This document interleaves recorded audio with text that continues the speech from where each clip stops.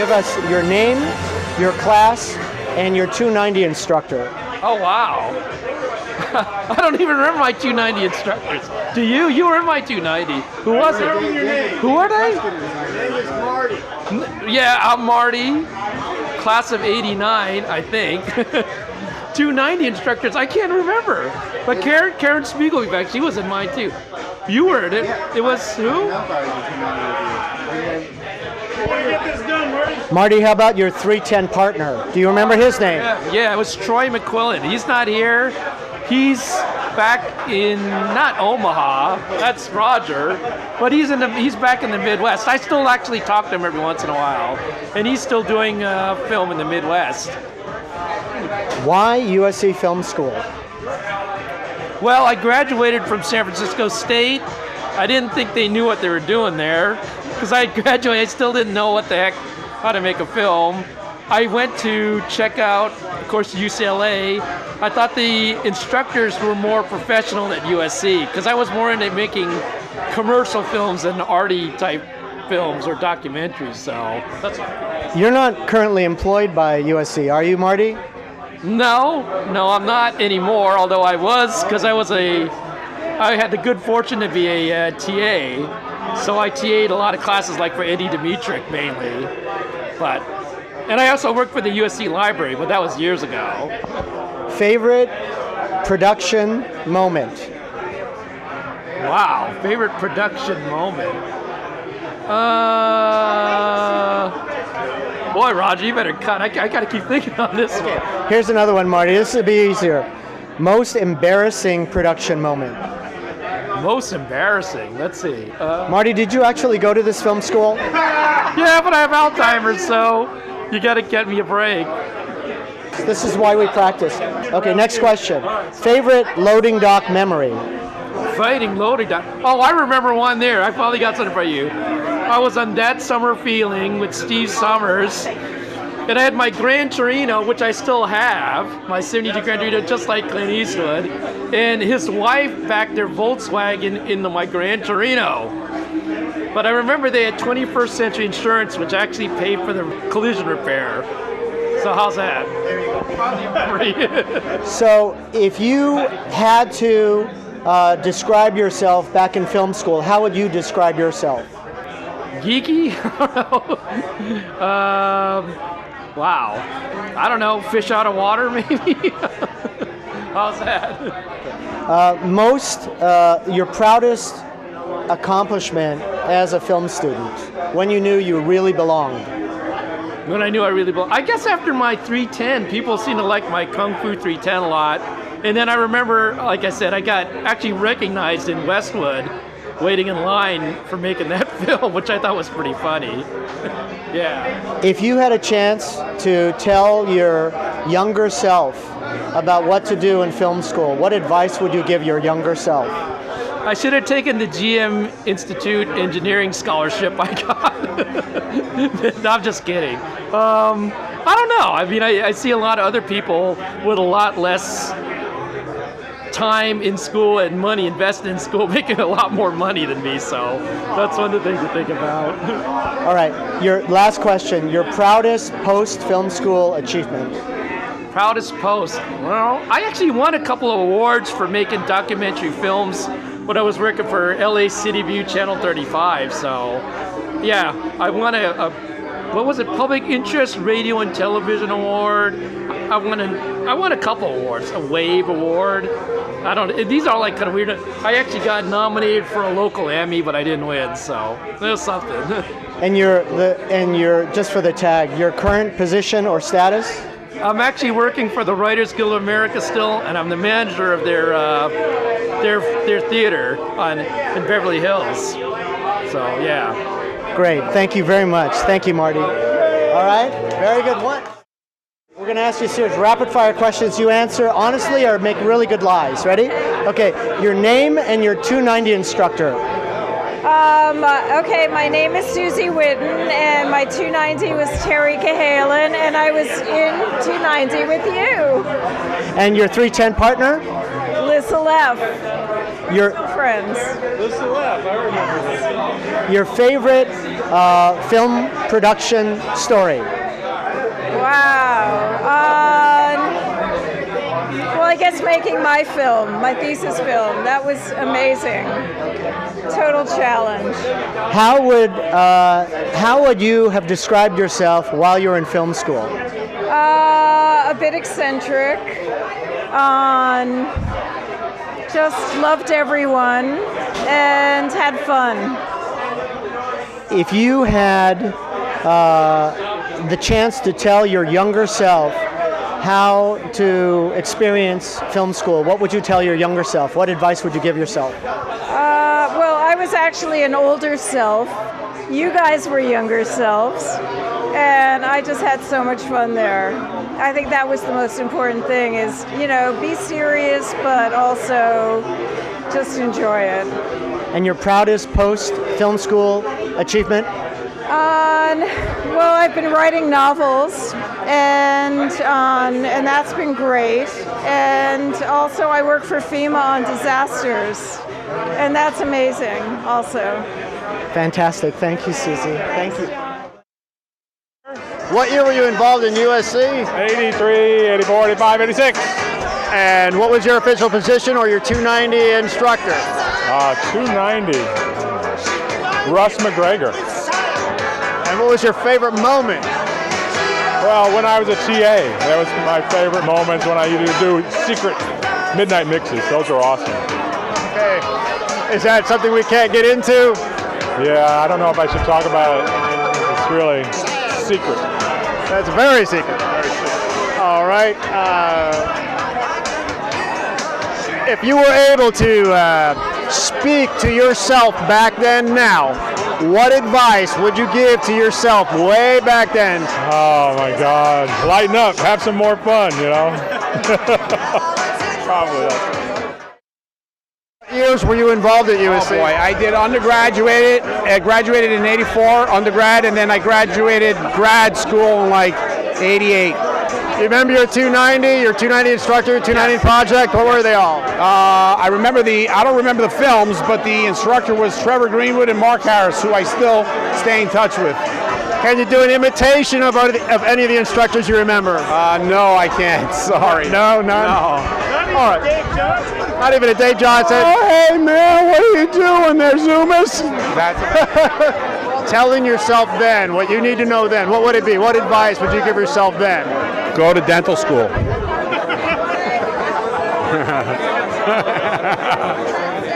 All right, thank you very much. Okay. I was involved at USC from 1981-82 to 2005. I had Duke Underwood and Trevor Greenwood for 290. All right. What was your favorite moment that you remember from that era back then? Well, I was in the old stables or the old barns, and my favorite memories are actually either in the bullpen or in the sound department, in the back room in the sound department, in the mix room. That all the students would recognize. Give us your best shot at an instructor. You're in deep trouble, kid. Who was that? Dave Johnson. Dave? Have fun. It's a hell of a journey. Thank you very much, Jackie. Thanks.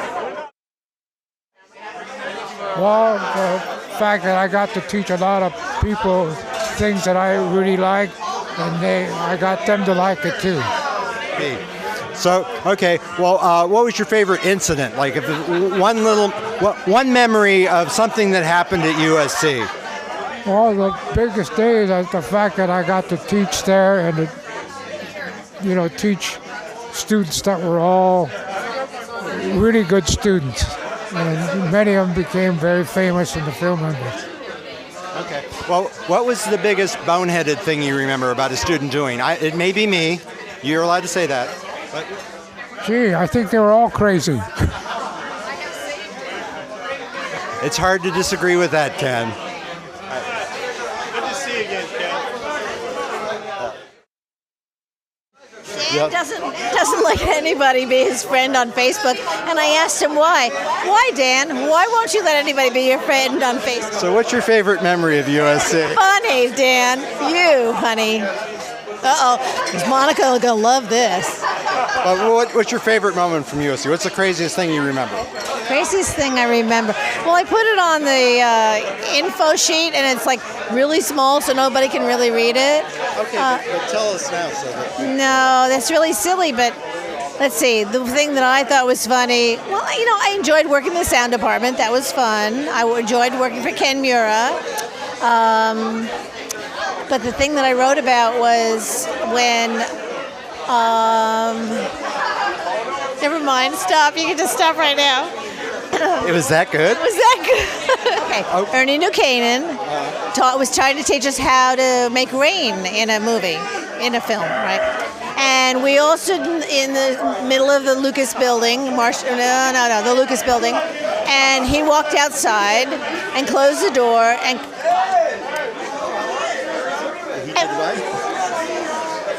explaining, and behind the window, we all just sat there and looked at him and said, I can't hear a word he's saying. And we all just sat there and just went, well, I get the idea because he's spraying the window with his hose, but we all just, and we said, oh, this is very funny. And then he came back in and said, and that's how you do it. And thank God, because for a minute there I thought I was going deaf. But yes, I use that all the time, Yeah. Yes, in my software. A good deaf joke. Thank you. All right, thank you. Mr. Wells, how was Citizen Kane? Well, Citizen Kane is a very a wonderful story about an important American, and I'm just very happy that someone will be able to see it someday, as soon as they stop bad-mouthing the film in the press. That's very well put, sir. And could you do a little Shatner? I don't think it's possible to do a little Shatner. I think the thing that you have to understand when doing Shatner is that he is so seeking the words to say that he just pauses left and right. And that's just the way it is. And I forgot, I'm supposed to ask people who they actually are in real life. No, I'm actually Darren Doctorman in real life occasionally. I went to SC in, I think, 85 through 87, and I applied 6 times and never got in to the cinema school. So I just left.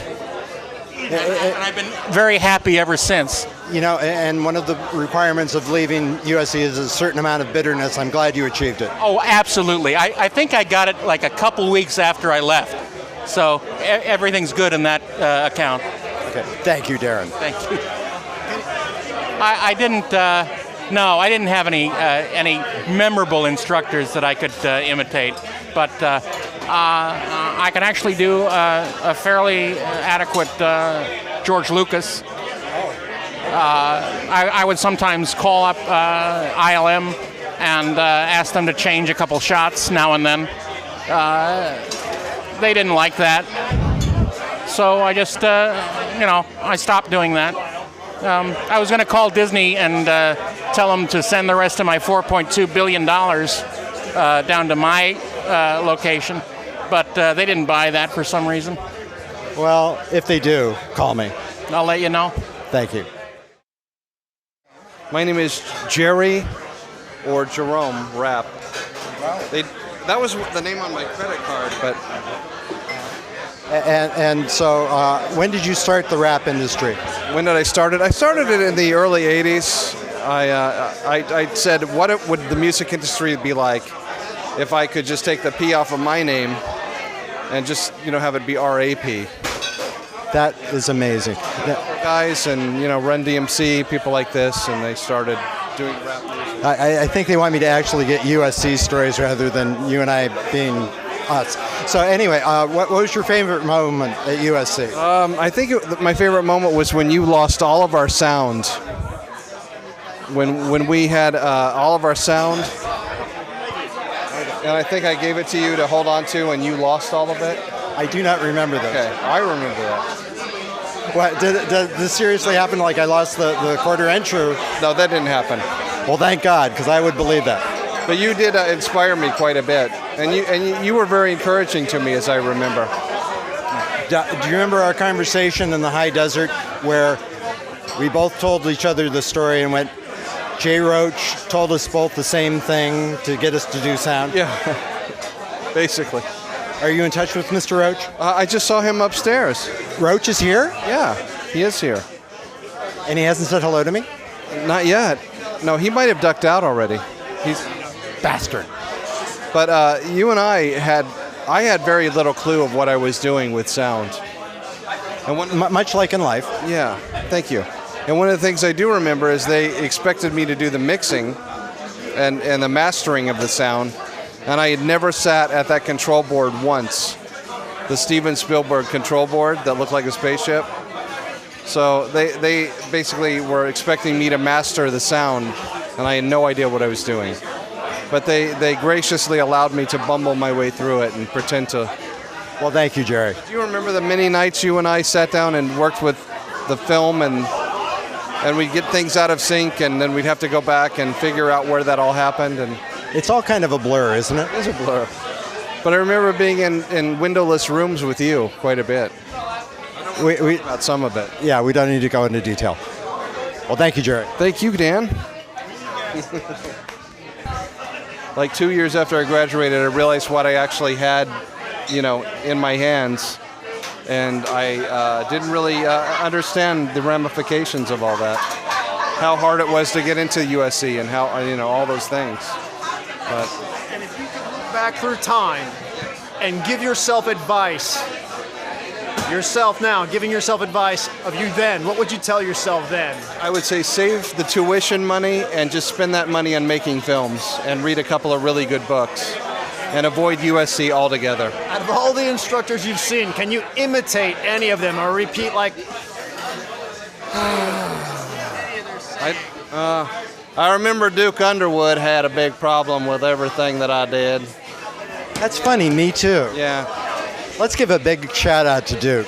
Big shout out. Hi, Duke. Thanks for Duke. ruining our lives. Oh, man. Photobombing. I'm Shauna Diskin. Now Klein, 88 to 91. What do you need? A confessional? You want like best person you met? Well, what do you want? Run down to the questions I was told to ask. Okay, let's go. All right. What was your 290 or 290 instructor? My 290 instructors were Russ McGregor and Clinton Solomon. All right. And if you had a way of telling yourself some advice today, telling yourself back then, what would be the advice that you would tell yourself then?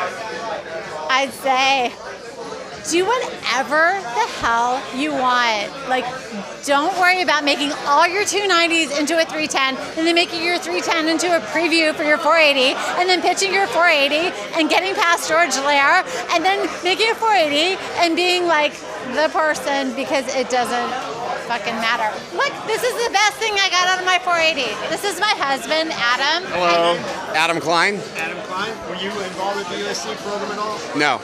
Oh, actually, I taught there at USC, didn't I? Yeah, later. But I made my 480, and the name of it was Goldie, after my grandmother. And he saw that's my 310 partner, Fred. What? Anyway, I made my 480 called Goldie, and now we have a baby named Goldie, except she's not a baby. She's a grown-up girl, 13. Now, this is kind of a tough question. Bring it. I'm asking it all. Bring it. Hard hitting. Let's Think go. back to all the instructors you know. Do your best imitation of your favorite instructor or the thing that they used to say all the time that used to annoy you or whatever. Imitate one of the instructors for us if you could. Okay, I'm going to do my favorite instructor of all time. I'll tell you in a second. I'll do the imitation first. When you criticize anything you see that he does, he goes like this.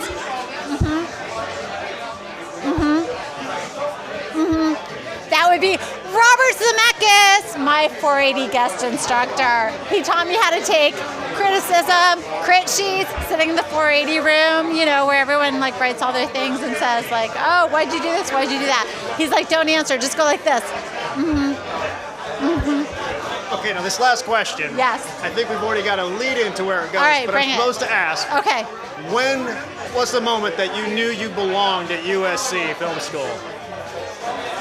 I was on the loading dock, and we had to buy equipment because I didn't even know. You had to ask everyone what was going on. It's not like we had any sort of nobody really told you what was going on. And I remember Bill Rubenstein was on the loading dock, and somebody had a camera, and I was going to buy it from them, a used Super 8 camera. I was like, how do you turn this on? He's like, oh, well, I used to be an agent, and I was a photographer, and I was this, and I just came back from the U2 Rattle and Hum tour, and here's the on switch. And I was like, whatever, let's do this shit. Woo! USC, fight on. Thank you. Thanks. Van, did you ever think you were going to get kicked out of film school? Everybody kept telling me I was going to, but it just didn't happen the way that they thought it would. If you were going to get kicked out of film school, what would it have been for? Well, the funny thing was that I was envious. I was going through film school and being so envious of all my other friends who were trying to get into film school, and while they were trying to get into film school, they were all getting jobs on movies and doing all sorts of things. And I was like, man, maybe if I don't graduate, I'll get more jobs that way. But I wussed out and I graduated and went. Who was the coolest person you met when you were there? The coolest person? Your biggest idol? Oh gosh, that is a good question. I asked the hard-hitting questions. I spent my entire career at SC Cinema in awe of every other student, because you'd watch their films, and yes, some of them may have technical problems, may have some issues, but there were some amazing storytellers, and every film you would watch, you'd see something and go, man, I wish I had done that. Idol? Who was your idol? So, I got to. Ken Miura. Tell me a story about Ken Miura. Oh, I actually don't have any specific ones that come to mind, but I know that he kind of was like the Lord and Master over us, and that's all I can think of it. Shout out for Ken Miura. Whoop whoop. Thanks for joining us. Okay, I'm Russ Chadwell, interviewing everyone here that we can at USC. Hang on. There we go. Now I'm gorgeous. And your name, sir? I am Mark W. Gray. And what years were you at USC? I was at USC 1984 to 88. And do you remember your 290 or 290 instructor? I had Aller and Goldsmith for 290. And what memorable moment do you have from that period? Boy, there were so many. I remember for somebody else's film, we took this little Super 8 camera and wrapped it up and made this housing for it and tied it to a parachute made of a twin-size contour sheet, and threw it off the top of the tallest parking structure at USC to get that shot looking straight down of jumping off the building. And we did that like 5 or 6 times. And the housing was made of like a Mountain Dew 12-pack, stuffed with like styrofoam, I think. See, so like the egg experiment, basically, in high school. Exactly, like the egg experiment. But the shot was like this super terrible whippy shot. As a person falling probably would have such a view. I think you'd have like a direct beeline to the earth, It worked, true. The film worked. That's great. And if you could remember one instructor for us that you would love to imitate or repeat a line that he used to or she used to always say. That's easy. Well, our 310 camera instructor was, what was his name? He was so good, I loved him. He shot A Boy and His Dog. What was his name? Remember? John Morrill. And he had kind of the Mo Howard haircut, and he would kind of go, like he had made this sort of slee stack sound. He'd go, well, and like there was this sort of pause. Go. He told this funny story about how you had to, when you tie in, you had to balance the power.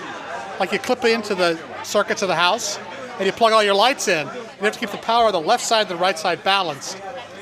And he said, well, one time I did this, and I got it out of balance, and suddenly there was 0 volts on one side and 220 volts on the other side, and all the bulbs blew out on that side. And we're like, what happened? He goes, well, I teach now. John Morrill. All right, now I have to ask a question. It might be, esoteric, but when was it when you really realized that you belonged at USC? Was there a pinnacle moment when you finally felt, yeah, I belong here? I never had any doubt that I belonged to USC from the beginning. I got in as a freshman, and I was there from the beginning in the dorm with all these other film people who are into film. And I don't know, I felt right at home there. I never felt like I wasn't good enough. I was like, yeah, fuck yeah, USC, that's where I belong. Absolutely from the beginning. That is great, because a lot of people probably wonder, you know, did I make a right choice? Am I going to be able to spend all this money, and is it going to come out? But you're saying you had a good feeling right from the go. That's excellent. Yeah, I was into it from the very beginning. I mean, there are people who went to USC and had all the same classes as me, necessarily get anything out of it, you know? Some people are in show business, some people aren't, you know? But it's such an incredible place, you know? I don't know, I'm rambling now, but I don't know. I always knew it was a good place. It's still a good place. I went back and taught there. I taught 290 for 3 semesters in the mid-2000s. If we could arrange to have a tour of USC Film School today, would you want to go? Oh, sure, I'd love to. I've walked around and sort of like, you know, stole some things, but I don't know. I didn't know where anything was. And you want to talk about what you're doing today at all? Or? I shot a bunch of movies in the 90s as a DP. I worked on reality shows, and now I do more stuff where I'm like the director and the cameraman and the writer and the actor and everything. But what I do mostly now is YouTube videos. And my primary channel was this, Professor Puppet. This is the sticker. And he's this little guy who like talks about things and interviews people. And, you know, YouTube, you make the content, you give it directly to the audience, and they pay you for it. So what could be better than that?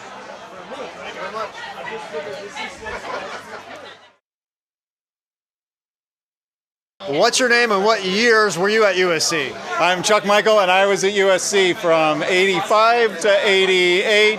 Actually, I stayed an extra year, like 89. And do you remember your 290 or 290 instructor? 290, I remember very well. It was Duke Underwood, was my instructor. And I made 7 films instead of 5. We had the option, our class, of making a couple films from the very beginning. So the very first class we showed up, we had a film that we had made. And what would be your most memorable moment from that period? My most memorable moment from all of USC was probably the sound department and those crazy little 290 rooms that had like 20 audio tapes. Was all the library was there, and these crazy little pins that you had to put in to route the cassette player to the to the quarter-inch deck and the 4-track and all this crazy stuff that you had to do to get sound from one place to another. So when was it for you when you finally decided, hey, you know what, I really belong here at USC Film School? I thought I belonged to USC, well, as soon as I saw the school, actually. I came out from Missouri originally and was not really sure what to do. Stepped foot and saw the campus, saw kids with cameras in their hands, and like, this is where I want to go, this is where I want to do. Oh, what advice would I give myself back then? I would probably say keep doing what you're doing and have fun. Have fun doing it, because sometimes you get lost in the work, and the fun part, the fact that what we get to do in working in film is really pretty cool. Sometimes days are long and you sort of lose focus of that, but always focus on that. And I think back then too, just keep that film school fun and the camaraderie that you had with everybody moving forward. What I do now, I do sound design, editing, mixing.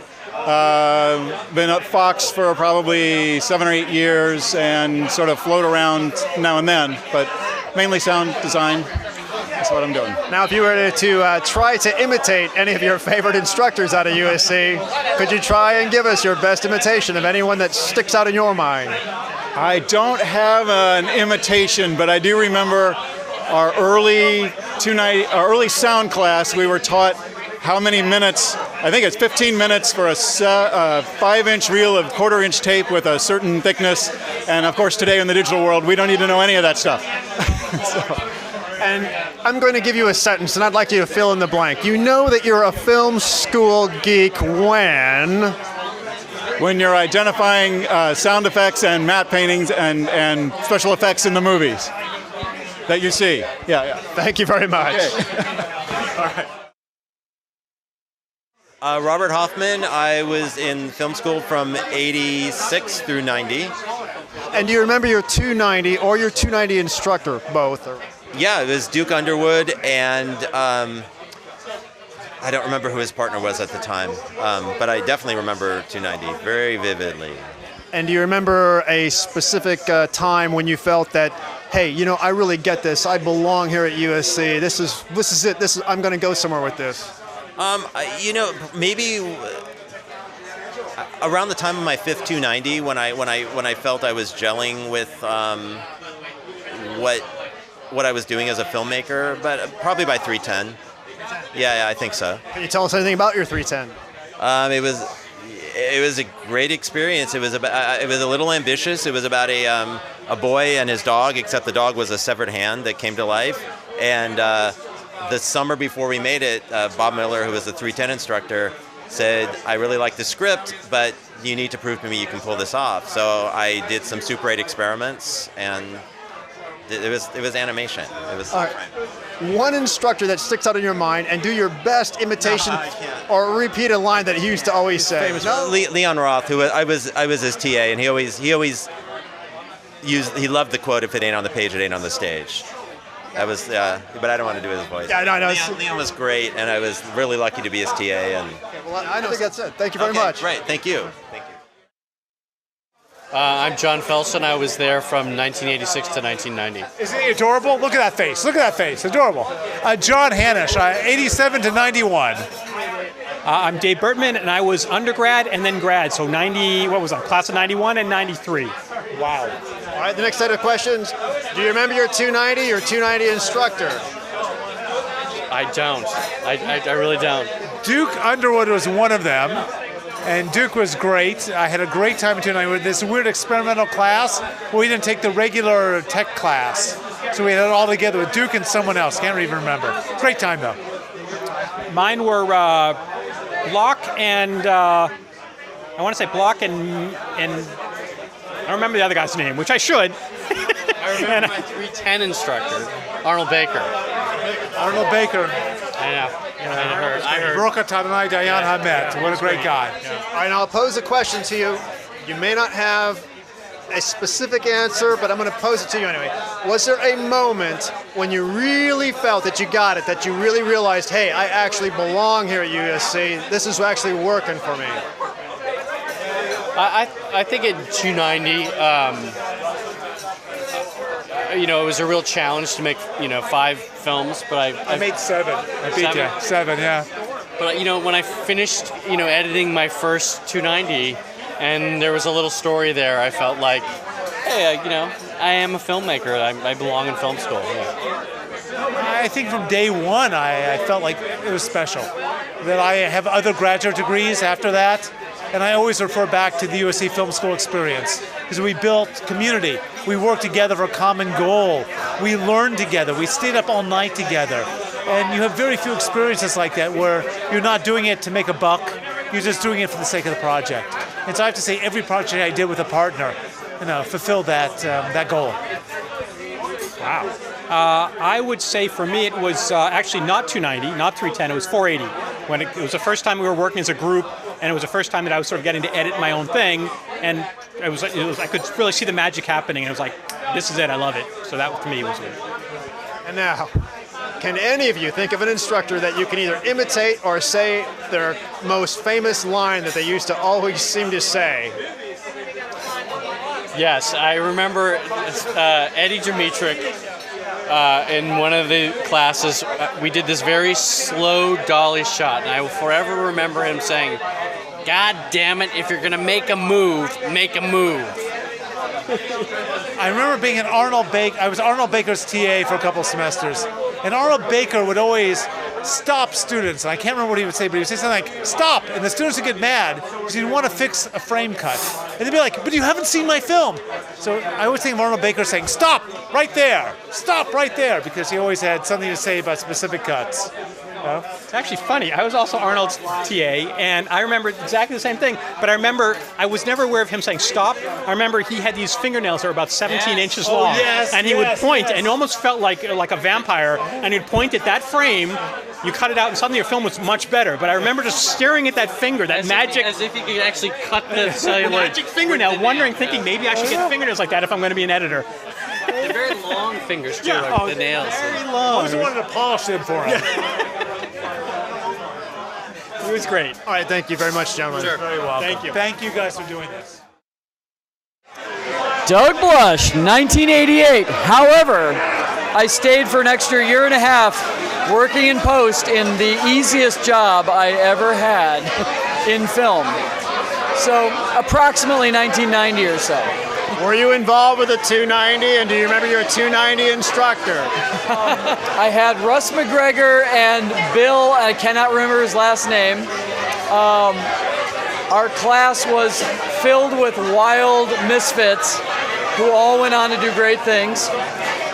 My greatest memory of 290 was getting almost arrested at the California-Arizona border for bringing in illegal fruit to the illegal fruit check station, which was part of my film, actually. And I actually showed in my glove box that I smuggled an illegal banana over the Arizona-California border.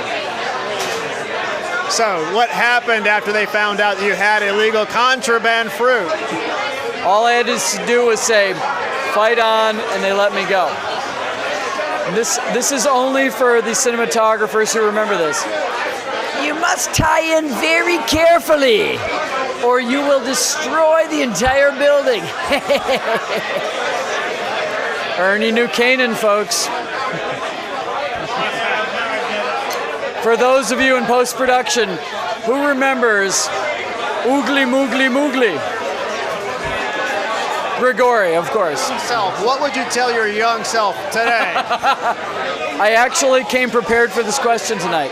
It is printed on my t-shirt. That's a terrible idea. You might be a film student geek if you know what pop the core means and it's not pornographic. Okay, thank you very much. Thanks, guys. Thank you.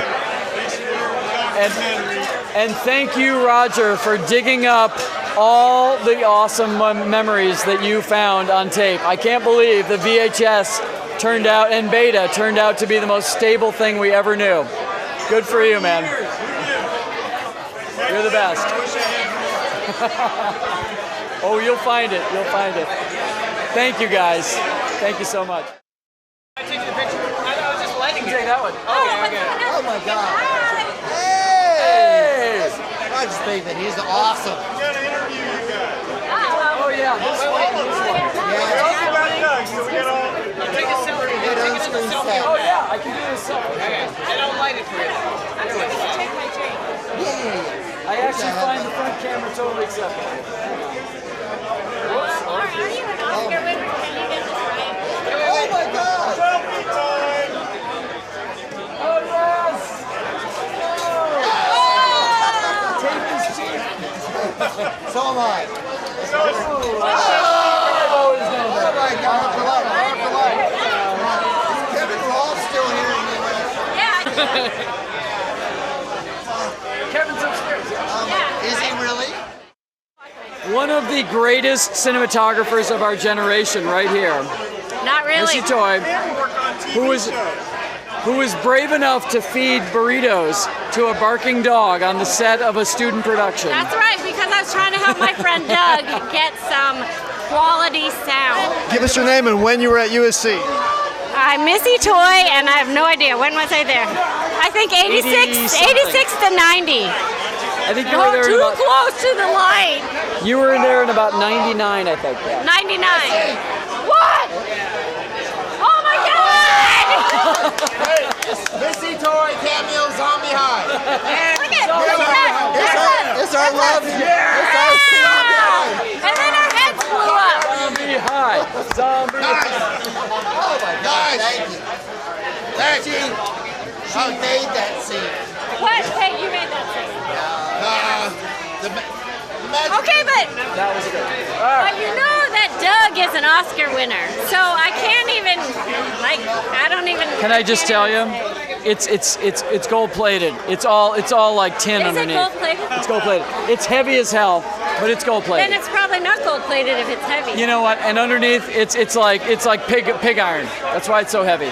Pig iron. There's nothing to that statue at all. It's like you could scrape it off with your fingernail. But it's a lot of sweat, right? Sweat and tears Sweat and tears. emotion Yep. and. But the sweat erodes the gold, so you can't sweat on the statue. So. Can I see your statue? Where is it?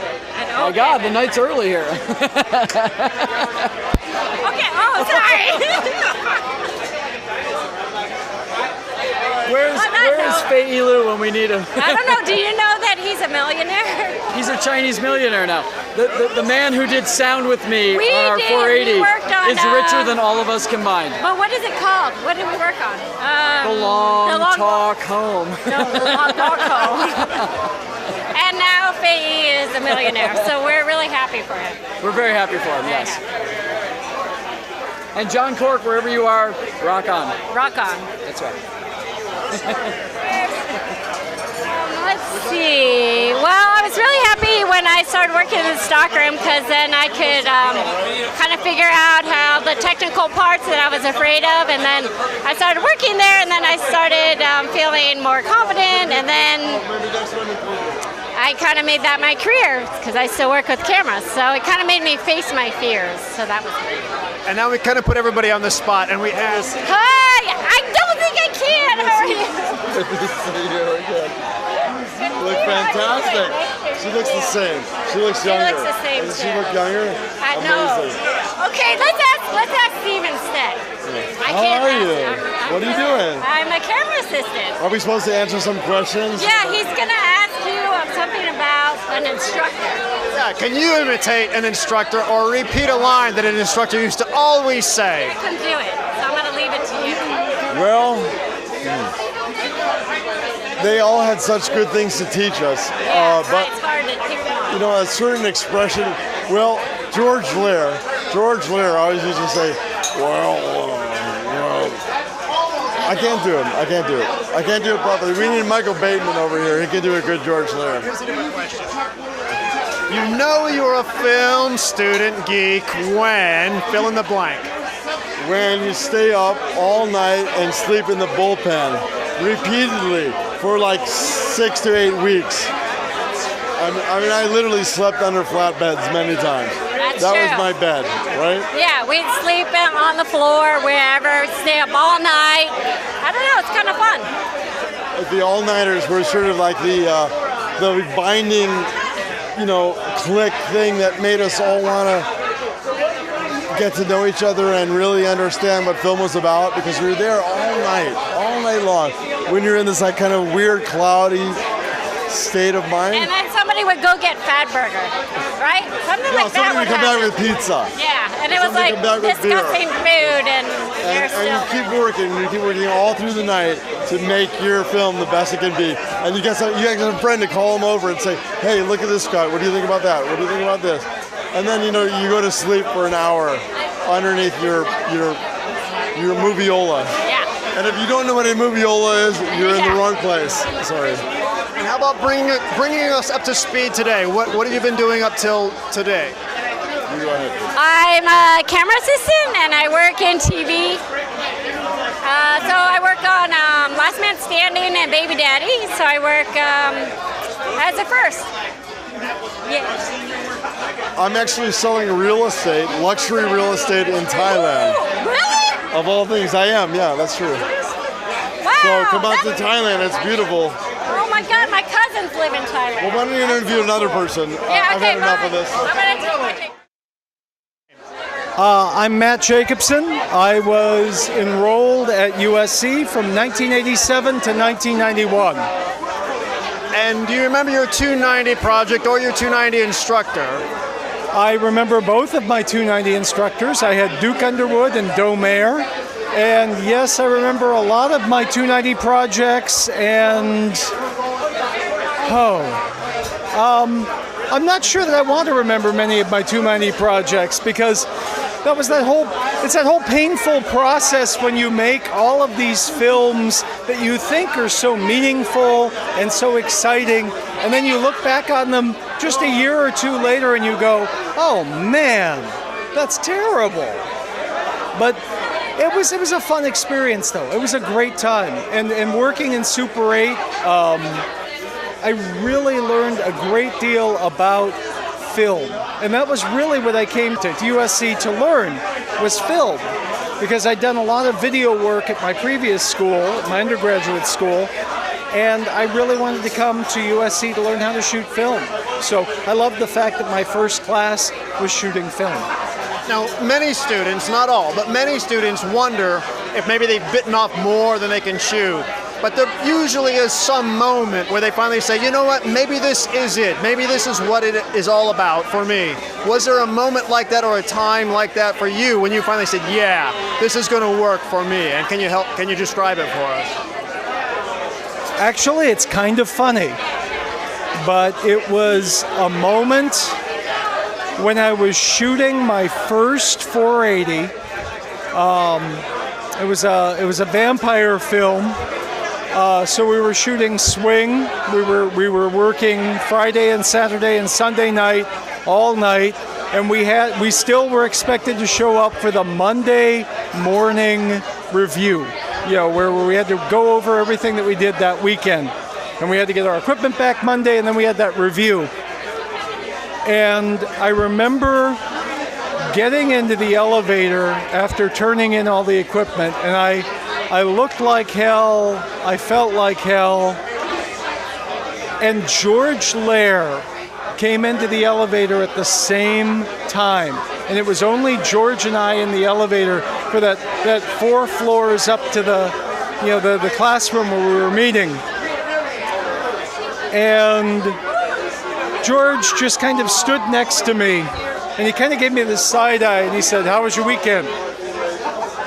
And I said, "It was tough." And he said, "But did you have fun?"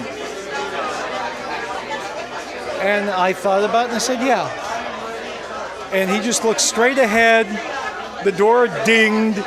The door opened, and as he was walking out, he said, without looking at me, "That's something that the civilians will never understand."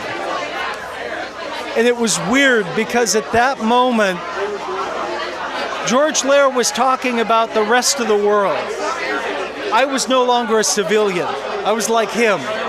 And that was the moment that I really felt like I was a filmmaker, because, there was just that one moment where George Lair basically said, "Nobody else will get this, but this is a good time." Advice to my younger self: pay off your student loans. Don't keep rolling them over. Bad idea. But since then, I've actually managed to land a job where I'm able to pay off my student loans. I'm working as an associate professor in film and media studies, teaching cinematography and production at the University of Kansas. Because the University of Kansas is a Tier 1 university, 40% of my workload there is research, so I also make movies. Up till this point, I've made 7 feature films in 15 years. I've taken 3 of those films to Sundance, and I've had 2 of them sell theatrically. So I both do and teach, which is nice. My name's Hisham Abed. What year did you go to USC? I officially graduated in '86 and then stayed on, did the work sort of study program, did some graduate work until 91. Wonderful. What are some of your fondest memories of going to film school? The one that always first comes to mind is skateboarding on the loading dock. I was inseparable from it for a while. But of course, let me think. I remember with my 310 making sort of a science fiction set with my 310 partner, Kevin Groydert. I remember that. We had a sort of a robot type thing we had to put together, and I had to go downtown to find some cow brains to put inside it that were to scale to the model of this creature thing that we made. So got my hands dirty for that. Who were some of your favorite instructors at USC? I really enjoyed the class with Duke Underwood, probably one of my faves. He seemed to always want to encourage and foster creativity and great ideas. Yeah, I felt, he was a great supporter of the whole class and the work. Can you do an impression of Duke Underwood? I don't know that I could do any impressions of Duke or too many of the other. I could probably do a Gene Polito. Let's try that. Your fill light is your make or break light.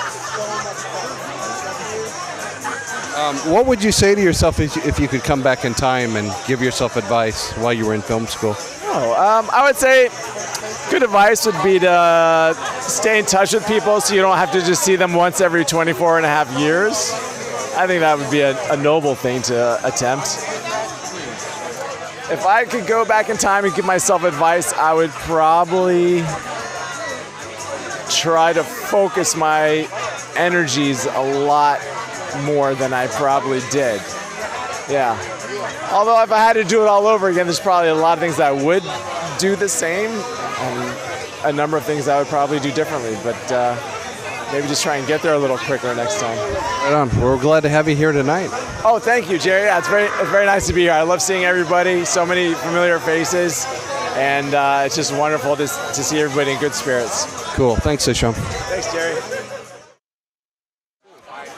Scott Alexander, 85, which isn't actually true because I then did a 480, so I actually stayed a year after graduating, needing 4 units. I was at USC in a very interesting time.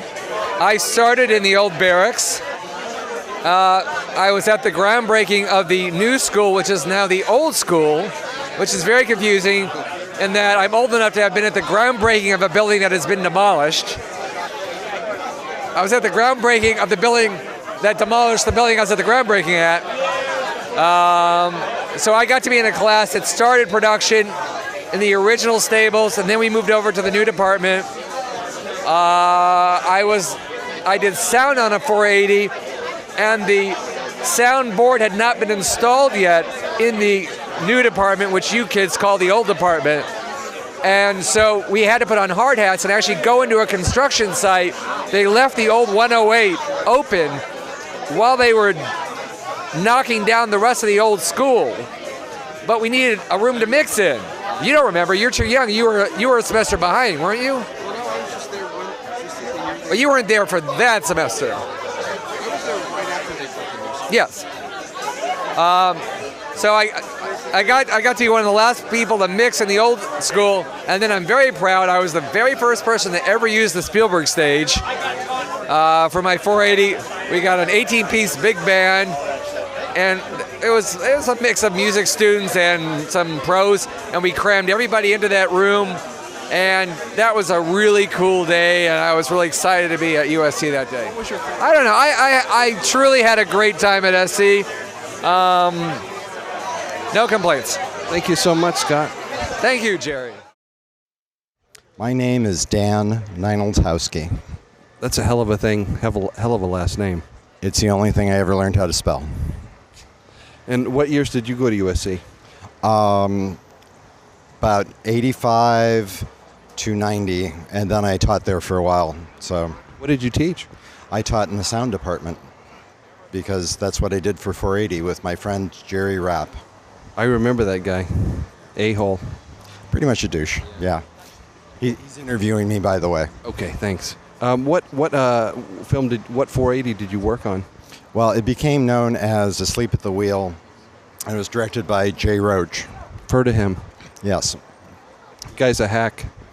Well, he always talks to me, and that's nice when someone that famous talks to me, so I'm not going to say anything rude to him on camera. Is there any notable 280 experience or 480 experience besides all that you had to put up with me, that anything of note that you can relate to us? Well, we were talking about this earlier in private, but we were both doing sound, and we were taking turns up in the high desert, hiding in the car because it was raining, and we'd take the Nagra in there, and the other one would go out and boom, and we were like the only two semi-dry people on the crew. And you brought up that you wouldn't be working on this damn thing if Jay hadn't told you I was going to. And I went, oh my God, that's what Jay told me about you.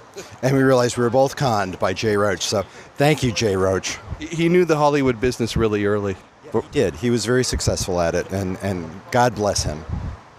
If you could go back in time and tell yourself any advice as a young man, if you could beam yourself back, what would you say to yourself?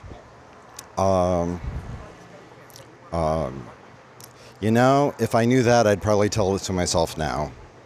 So, well, life is a journey, and I'm trying to figure it out as I go.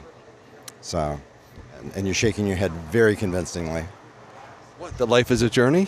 Yeah. Hell yeah. Just shut up. Have a story, Dan. Tell me something that's a story. And John Kim is running camera, and thank you, John, for doing this, because poor Roger Speakman is the busiest man in show business tonight. He's been working for hours. Hey, we're trying to roll here! Sorry. Damn it. Old sound guy. Comes hard. Yeah, sorry, it's just a reflex. Also, there's a refrigerator running over there. We need to kill that before we can do the interview. Somebody kill the refrigerator, please. Yeah. That was it. Very nice. So the question is for each of you. First, please tell us your name and tell us what year you were in. Okay, let's start there. Okay, my name is Greg, and I was at the school from 1987 to 89.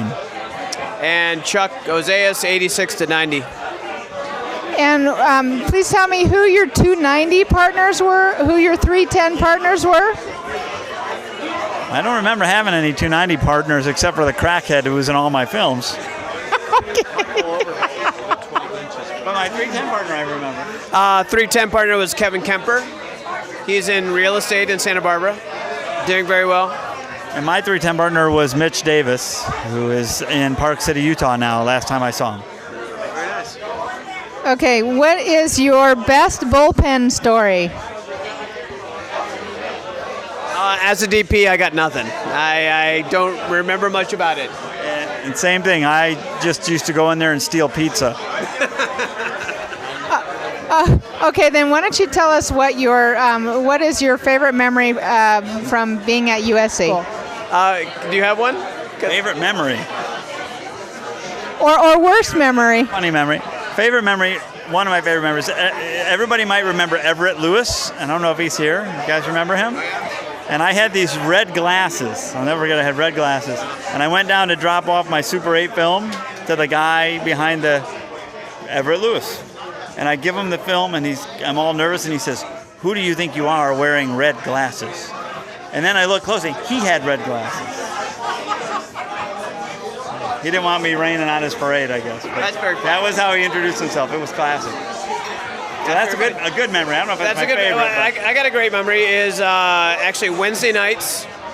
Somebody named Missy Toy worked at the stock room, and I thought, if you're doing your 310 and you need better lights, you better stop by and make friends with this person, Missy Toy. So I would stop by. There was flirting going on at the stock room? No. Well, I mean, and so I figured I could get like 3 tweenies if I stopped by. And really, 3 tweenies is much better than like a Mighty Mole and a pepper. So I stopped by, and I got married, which is really great. So It was better than a light. But the light of your life, would you say? Right, exactly. So yeah. What is your if you could give yourself any advice, yourself back then, what advice would that be? Schmooze more, I gotta say. Yeah, I was not really a schmoozer at all. Meet more people, I guess. Yeah. That's advice now that I would give my younger self. Don't take things so seriously. No, very good. Because I was all depressed and shit. I don't know if you guys remember that. I took nothing seriously, and I think that was my problem. So there you go. That's why we got along. We balanced each other out. Right, exactly. Yin and yang. Yeah, of course. And was there a person that you were most looking forward to seeing when you got here tonight? You got something? About the party? I only learned about the party like 6 hours ago, so I didn't have time to think about it. But I'm happy to see everybody. I'll go with Greg, because we haven't seen each other since we worked together on his short film. A long time ago. A long time ago. 1991. Exactly. Wow. Yeah, there you go. Has it been that long since we saw each other? Yeah, well, I think so. Yes, I think so. A whole lifetime ago. Yes. Thanks for playing, folks. Very good. Thanks for shooting, Wayne. Good job. Let's hope we press the right button. Oh, we weren't recording.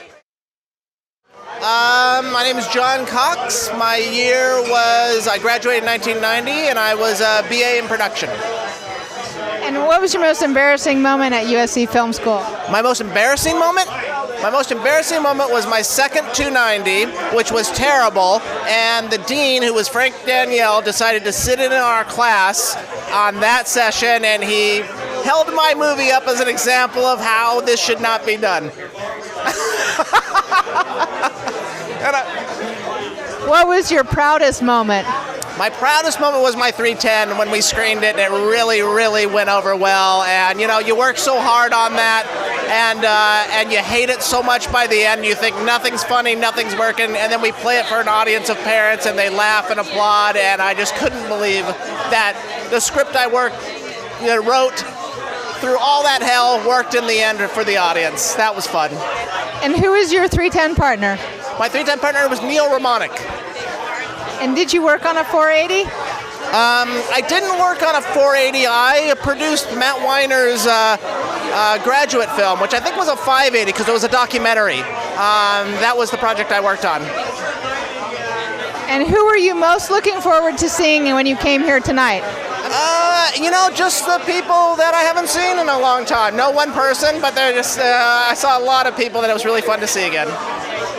And if you had to give your younger self any advice, looking back, what advice would that be?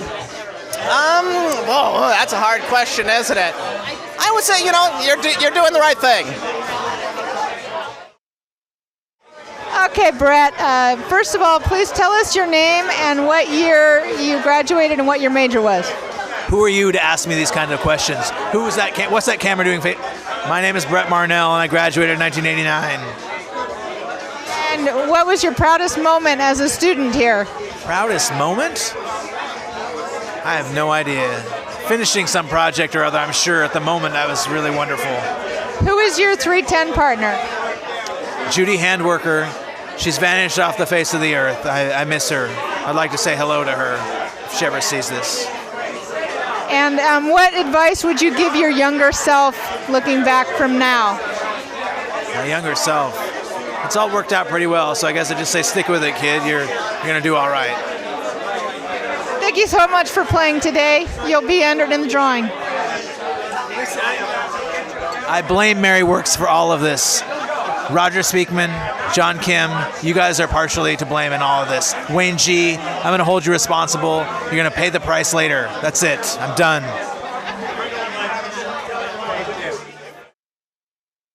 My name is Roger Speakman, and I was the video tech at the film school from 1984 to 1989. And what was your proudest moment at the university? Maybe it was when I finally got to train people officially on the video equipment use. Because before that, the administration didn't like me teaching students how to use the video equipment because that was the professor's duty. But they were bringing equipment into me that was not broken because they just didn't know how to use it properly. So I would teach them on the sly how to use it properly, and that got me in some trouble. But when it finally, after 3 years, was official that I could teach that, that was maybe my proudest moment. And what was your most embarrassing moment? Oh my gosh. Well, probably when I fell in love with somebody and it was really rough. Advice to my younger self would probably be more careful with my heart, but at the same time it led to a lot of good poetry. So yeah, maybe the way it turned out was good. Thank you very much. Thanks for everything that you've done to make this happen.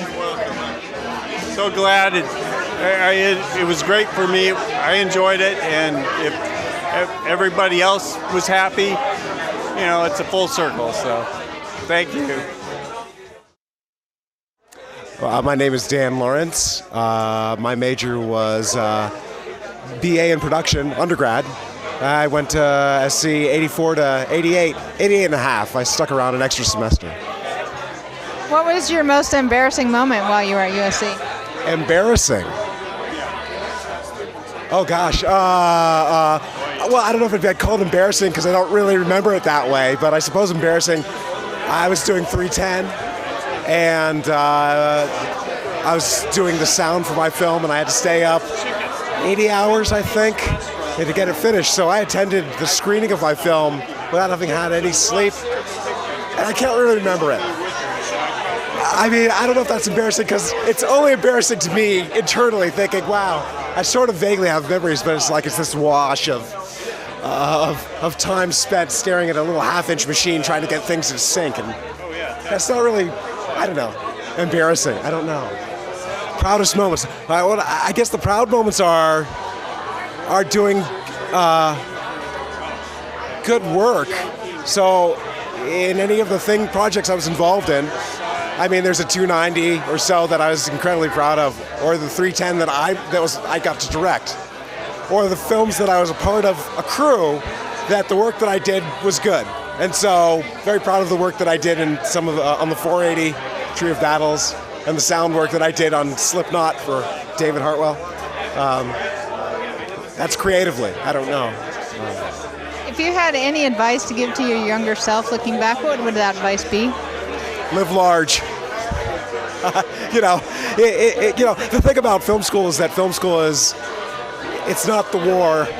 So, but the bonding that you make, you're going through something with a lot of people, and the films are important in that they're fun to work on and everything. But if you remember the people and the friends, they'll carry you when you need them, and they'll be there for you out in the real world.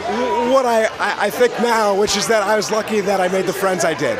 And so it's like, that's the most important thing, is don't forget the people that you work with. It's more important than the films themselves. That's pretty good advice. My 290 experience was great. I had Duke Underwood and Larry Klingman, I believe, and I was in the experimental 290, which I was in with a lot of grad students as an undergrad, because I was a stockroom guy and I worked all the time during the day. I had to take the night 290, and that meant I was like, most of my peers in that group were all grad students, and that was a really interesting experience because I was like, 21 or something, and they were all like 25 to 30, and so their films were much more interesting than I think, the average 290s were, because these people had experience, and that's how I met Andrea Horton, my 310 partner. Eventually, I met her in there because I was like, this girl's fantastic. So it was great, and it was structured, and it really, because of Duke Underwood, you weren't required to make a certain number of films. It was just like you made a film, and then they assessed it. And like my first one was like a wacky screwball comedy. I love you. A wacky, people love me. A wacky screwball comedy, and then they said, okay, that was okay and funny. Come back next week and cut it in half. So instead of making a new movie, they just made me cut my movie half the length, and it was way better. And so the whole thing was structured around, how do we make you a better filmmaker? Not just like, make a movie, read your crit sheets, and move on. They kept pushing you to do the things that you really needed to learn as a filmmaker, and that was, it was profound. So Duke Underwood, huge influence. I see a beer coming your way. Wow. Service with a smile. So the next question is, what was your most embarrassing moment at USC? Embarrassing? I don't know if I had an embarrassing moment, but I do remember. I think it was when I was a senior. What? Oh my gosh! Okay, it's my brother. I got an award, the Jackie Oakey Comedy and Film Scholarship, and I decided to pull a gag. Howard Kazanjian, the producer of multiple Spielberg movies, I decided he was hosting with me or giving the award, and I decided to pull a prank on him in front of like Norris, an entirely packed Norris crowd, and we did this gag with where I had him. I pull out of my pocket a pack of hot dogs, and I say, pick a hot dog, and he picks a hot dog out, and I was like, examine the hot dog, and I was like, okay, put it back in the pack, and he puts it back in the pack, and I think for a while, and I go, okay, you in the third row who looks like Spielberg, and it was Michael Davis. I was like, you look under your seat, and he's like, what? I don't know. He's my plant, and he pulls out an envelope, and I say, bring me that envelope, and he brings it up on stage, and I open it, and inside there's a hot dog, and I go, Mr. Kazanjian, is this your hot dog? And he examines it, he's like, yes, I guess it is. So that was And he didn't know I was going to do this in front of the whole school. So I embarrassed somebody else and probably embarrassed myself a little bit, but that's my most embarrassing moment, I guess. If you could give your younger self any advice looking back, what advice would that be? I would say listen to your TAs because they know a lot. I was a TA and I felt a lot of people didn't listen to what I had to say, and I was like, I just took this class 2 semesters ago. Listen to your TAs because they've been through the grind, and sometimes they might give you better advice than your teachers. So. Well, this party was really, it generated from just me having an idea like, hey, we should just have a get-together because we've never had a really, really big one. And I thought, okay, we'll do a kegger in Mark TQ's backyard. And what happened is I posted it because I run the Facebook group. I said, hey, guys, what do you guys think about having this party? And that was on a Friday. And I started to get responses. Oh, I'd come. And then by, I think it was Sunday night, Monday morning, I had 100 responses that said, we're going to come to this party. And I was like, oh, crap, DQ, can we handle 100? And he's like, his bathroom, he has one bathroom and, not enough parking. And then I went to some other people. Doug Blush offered his house until we found out, it's getting bigger. Every day it was 20 people were piling on.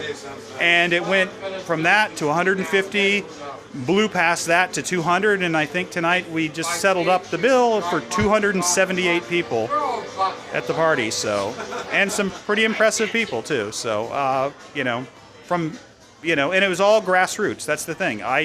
People look at me and go, oh, you spearheaded it, whatever. But without all the people who pitched in, without all my, my check-in people, without all the people who helped, Darren Doctorman did the artwork for the T-shirt, which was amazing. And just a staff. I mean, there's just too many people to thank. The people who helped with the lighting, the people who helped, do the decorations, the people. I mean, it was unprecedented. Nobody's ever done this, and we did it as a group, and it felt kind of like doing a 480 or something. It was like a little production. We self-financed it with our little slush fund, and we made something that, I think is pretty special, and special enough that George Lucas gave us a little shout-out, and that's pretty damn cool. So, Thank you, that's pretty cool. Thanks, Roy. Thanks for putting it all together. And here's drink tickets. All right, then. Here's some drink tickets for you guys.